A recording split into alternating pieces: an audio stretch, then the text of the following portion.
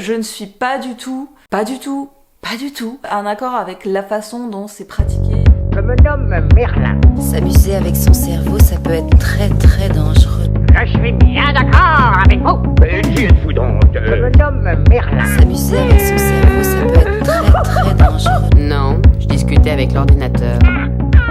Aujourd'hui dans cette vidéo, je vais vous montrer à quoi ressemblent mes repas quand je fais des périodes ou des semaines un peu plus carnivores. J'ai plusieurs petites choses à vous dire là-dessus avant de vous montrer les repas. La première, c'est que si ça vous intéresse, c'est quand même le moment de liker cette vidéo. La deuxième, c'est que je ne pratique pas de diète carnivore stricto sensu, à savoir que vous allez voir apparaître des petites choses qui ne sont pas du tout carnivores. Et la dernière chose qu'il est important de préciser, c'est que je ne pratique pas la diète carnivore pour perdre du poids. Je ne considère pas que ce soit une technique pour perdre du poids. Je ne suis pas du tout en accord avec la façon dont c'est pratiqué par certains youtubeurs, notamment outre-Atlantique. Je trouve que leur façon de la pratiquer en se bourrant littéralement de viande et en mettant très peu de matière grasse est déraisonnable, idiote, voire dangereuse. Parce que pour moi, et comme je l'ai déjà dit, un carnivore doit toujours être keto-carnivore. Je suis vraiment convaincue et très ferme là-dessus que pour préserver l'intégrité du métabolisme, il est important que la diète carnivore reste très riche en gras, reste cétogène, que la production de cétone reste élevée, que la glycémie reste sous contrôle, sinon vous risquez d'endommager votre métabolisme. Et je remarque quand même que la plupart de ces youtubeurs ne surveillent pas du tout leur taux sanguin, et je pense que quand on s'amuse à s'enfiler des kilos de viande sans gras et sans glucides, on met clairement en péril son métabolisme. Ce n'est pas moi qui l'invente. Vous pouvez écouter des gens comme le docteur Anthony Schaaf par exemple, qui vous expliqueront très bien la même chose. Bref, sur le sujet du carnivore, je sais que vous avez beaucoup de questions, vous m'en avez beaucoup posé, et je vais répondre à un certain nombre d'entre elles aujourd'hui dans cette vidéo, notamment à la question des macros, mais il y a énormément de choses que je ne vais pas aborder aujourd'hui, et si vous êtes intéressé, je vous conseille d'aller voir le live de la semaine dernière où le sujet était keto ou carnivore et on a abordé plein de sujets. C'était vraiment un live super et je vous remercie beaucoup d'avoir participé. Et enfin, dernier point, et après promis on commence, vous m'avez énormément posé la question des macros. Quels sont les macros idéales? Qu'est-ce qu'il faut pratiquer comme macros? C'est une question qui a l'air de vous tarauder et franchement je comprends, parce que quand on voit ce que font ces fameux youtubeurs, on est en droit de se poser la question. Je vais y répondre très clairement aujourd'hui en faisant un petit point arithmétique. Réfléchissez. Quand vous faites une diète cétogène classique, vos macros sont les suivants.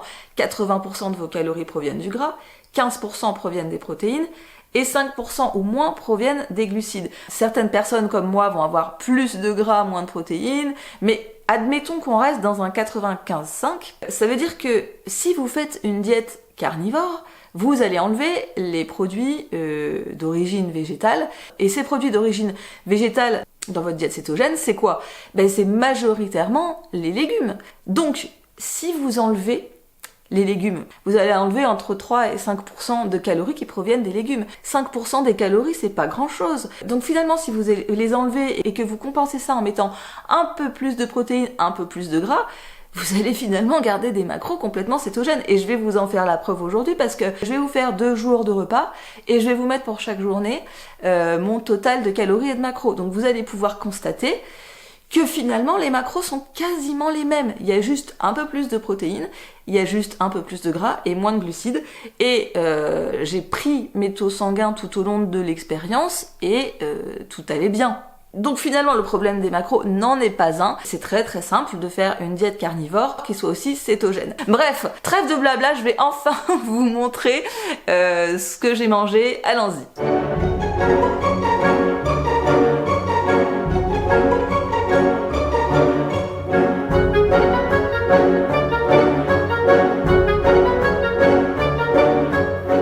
J'ai la glycémie un peu haute ce matin et j'ai aucune idée de pourquoi.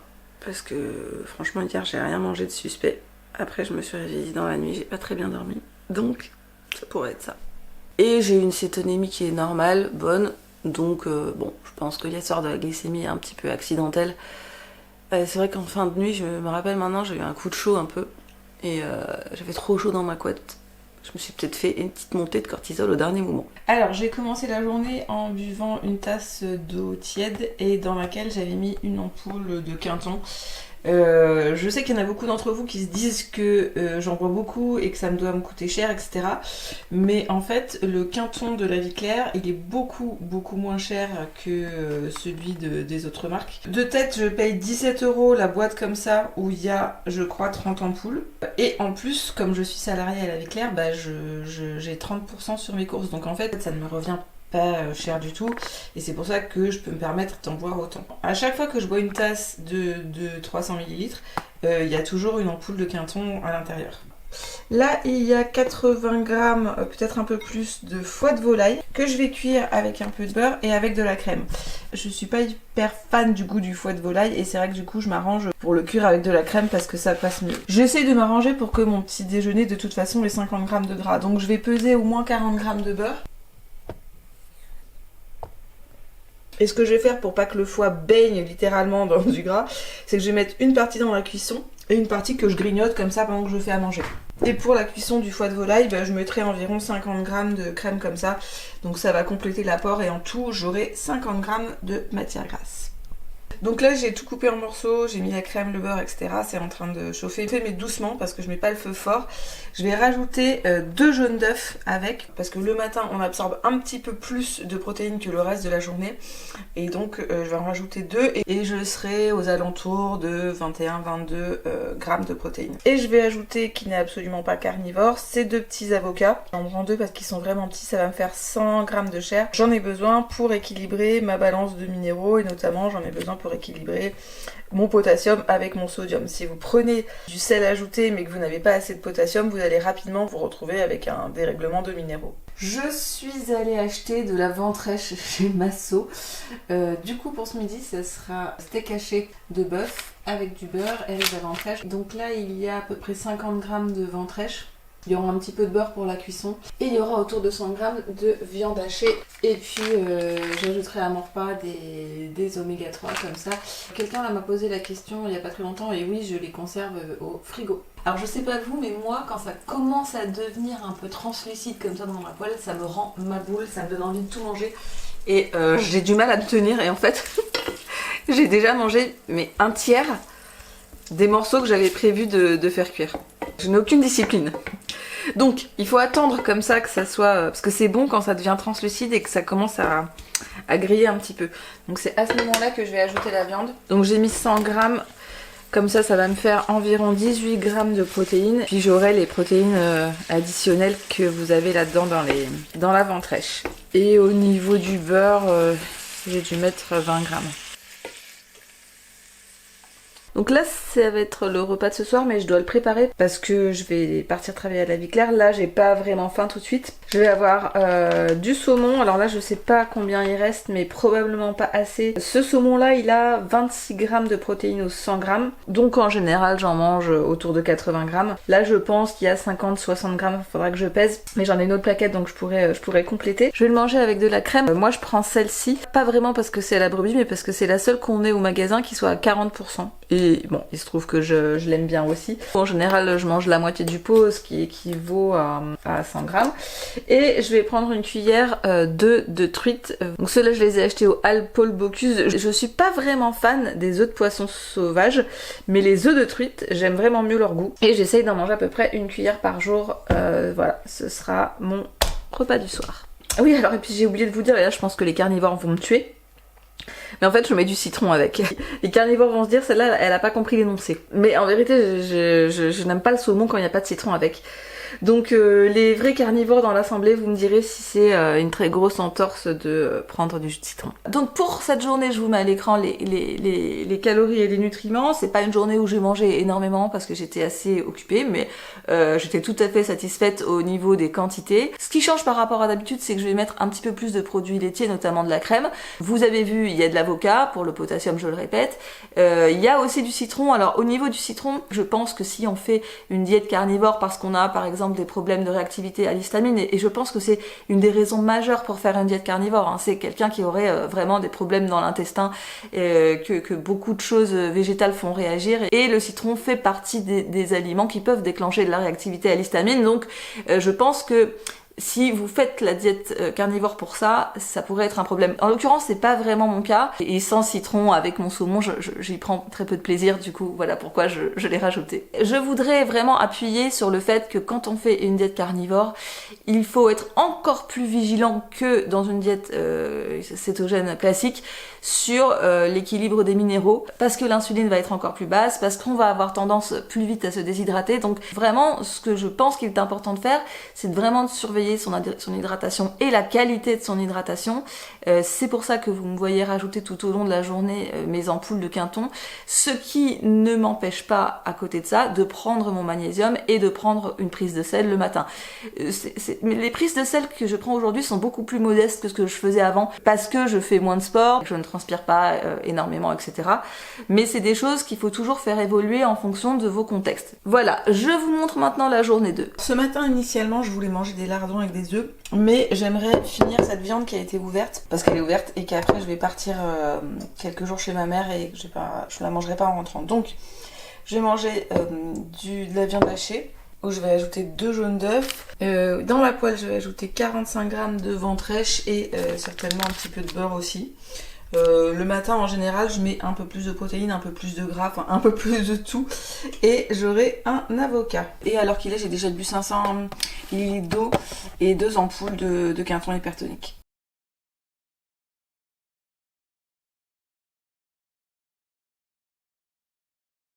On prend les mêmes et on recommence, ou à peu près les mêmes.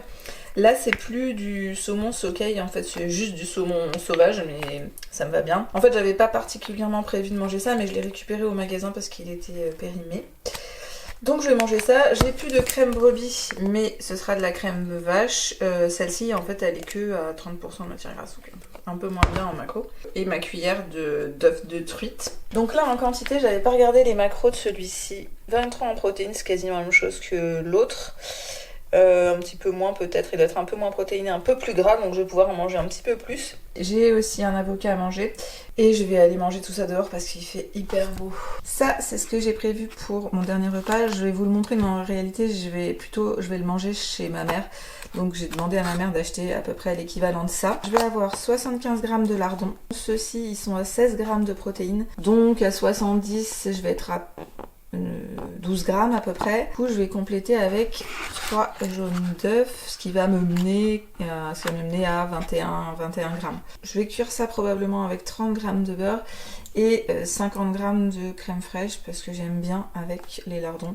Mais la crème fraîche, c'est pas sûr, ça va dépendre de mon humeur. Et comme je serai pas chez moi, du coup, je m'emporte des petites réserves d'ampoules de Quinton et je m'emporte mon magnésium Nutri & Co. Vu que je serai pas chez moi, il y a des chances pour que finalement je mange un peu plus tard que d'habitude, mais si il se trouve que j'ai faim parce que je sais pas, le repas tarde un peu, etc.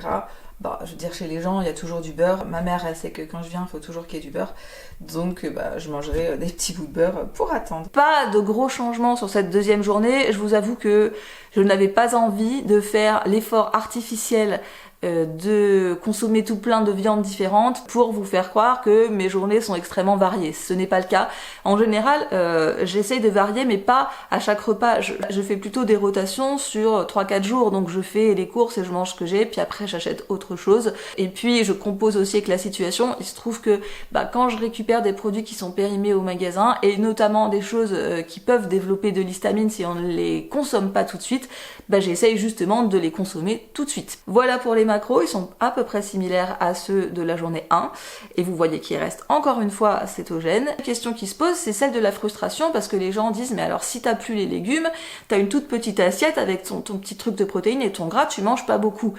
En vérité, ce n'est pas le volume qui doit vous apporter la satiété. Le volume, ça vous remplit l'estomac, donc ça vous donne une sensation d'être rempli, mais ce qui fait la satiété, c'est les calories, le gras, les protéines. Donc il n'y a pas de raison que vous soyez affamé si vous faites correctement les choses et que vous mettez assez de gras.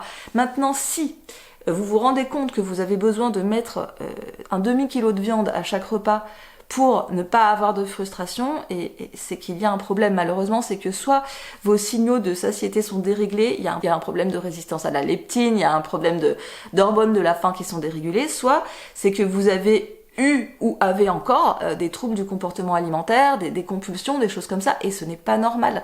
Et il faut adresser ça. Si vous avez besoin de manger des quantités énormes de viande pour vous arrêter de manger et pour ne pas être frustré, je pense vraiment qu'il y a un problème derrière ça et qu'il faut aller voir.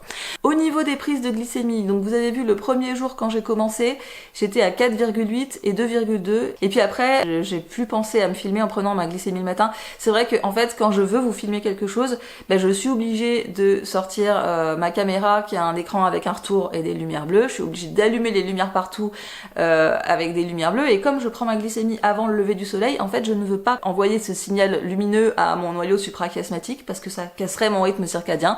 Donc je l'ai fait la première fois, puis après je me suis fait la réflexion que c'était idiot, et du coup je n'ai pas filmé en prenant mes taux, néanmoins je les ai notés. Donc le lendemain du premier jour, j'étais à 4,5 millimoles par litre pour la glycémie, ce qui est légèrement élevé, mais enfin pas ouf. Et en cétonémie, j'étais à 2,4. Hop. Et le lendemain du deuxième jour, j'étais à 4,1 en glycémie. J'avais beaucoup mieux dormi et passé beaucoup de temps dehors. Et 2 taurons en cétonémie. Voilà. C'est donc la preuve que si vous pratiquez une diète carnivore en gardant des macros plutôt cétogènes, il n'y a aucune raison que vous ayez des taux perturbés, il n'y a aucune raison que vous endommagiez votre métabolisme. Je pense juste que le problème vient du fait qu'il y a énormément de youtubeurs, et notamment outre-Atlantique, quand vous avez un problème soit de balance des minéraux, soit de digestion, soit de dérèglement de l'acidité de l'estomac, quoi qu'il y ait comme problème, la réponse qu'ils vous donnent c'est mange plus de viande. Je suis vraiment outrée d'un tel manque de considération pour la santé des gens. C'est sauvage et c'est irresponsable de donner ça comme conseil aux gens qui visiblement ont des problèmes rénaux, ont des problèmes de digestion, ont des problèmes de vésicule biliaire. C'est n'importe quoi. On ne répond pas la même réponse à toutes les questions. Mangez plus de protéines, mangez plus de protéines, mangez plus de... C'est comme si je répondais à chacune de vos questions, mangez juste plus de gras. Ça peut être une réponse, mais ce n'est pas la réponse à tout. Le problème c'est qu'en plus ce genre de youtubeurs font la promotion du jeûne intermittent, et pire maintenant la nouvelle mode c'est de faire du one meal a day, donc tout le monde fait du one meal a day. À mon sens c'est complètement catastrophique. Alors je voudrais pas faire de généralité parce qu'il y a quand même des gens qui ont un discours plus sensé, mais en fait il y a beaucoup de gens qui n'en ont que faire, qui font n'importe quoi. Alors on voit même des chaînes, après c'est plus que du poulet, ou après c'est plus que du bœuf, après ils arrivent plus rien à digérer, et puis ils se mettent à enlever absolument tout jusqu'à enlever le sel, ce qui je pense est complètement déraisonnable. Pour revenir au sujet, je pense que si vous voulez perdre du poids, mais surtout avoir un métabolisme élevé sur le long terme, ne faites pas la diète carnivore pour ça. Vous pouvez obtenir ce résultat avec une diète cétogène. Ne faites surtout pas une diète carnivore plus du one meal a day. Ne faites pas du one meal a day de manière générale, surtout si vous êtes une femme. Je pense que la perte de poids se joue ailleurs, et se joue notamment dans la régulation hormonale. Par contre, je pense que la diète carnivore peut être totalement bénéfique sur certains points. Elle est bénéfique quand on a de forts troubles de l'intestin qui se manifestent par notamment la réactivité à l'histamine, mais il y en a d'autres, des troubles de l'intestin qui se répercutent sur l'autisme ou sur des dérèglements du système nerveux. Dans ces cas-là, la diète carnivore est un grand soulagement. En fonction des cas, il peut être intéressant de la pratiquer sur des périodes restreintes, 3 ou 4 mois. Dans d'autres cas, et notamment je pense quand il y a de l'autisme assez fort, c'est peut-être mieux de le faire sur le long terme, mais dans tous les cas, vraiment, ne faites pas du high protein et low fat, et ne faites pas du carnivore et du one meal a day. Vous risquez, je pense, vraiment de claquer votre métabolisme. Alors, j'imagine peut-être que vous avez des questions sur les repas que j'ai proposés. N'hésitez pas à me les poser, je répondrai du mieux que je peux. Je ne suis pas une spécialiste de la diète carnivore, vous voyez, je l'expérimente. Si vous avez des questions, ou si vous avez des choses qui vous font réagir parce que vous pratiquez la diète carnivore depuis longtemps et que vous auriez fait plutôt comme ci, un peu plus de ci, un peu plus de ça, n'hésitez pas à le dire aussi. En fait, moi, je ne suis pas persuadée d'avoir raison sur tous les points, et ça peut être intéressant de confronter les points de vue. J'espère que cette vidéo vous a plu, et si c'est le cas, je vous invite à lui laisser un like, et à très bientôt dans la télé-réalité de la cétose.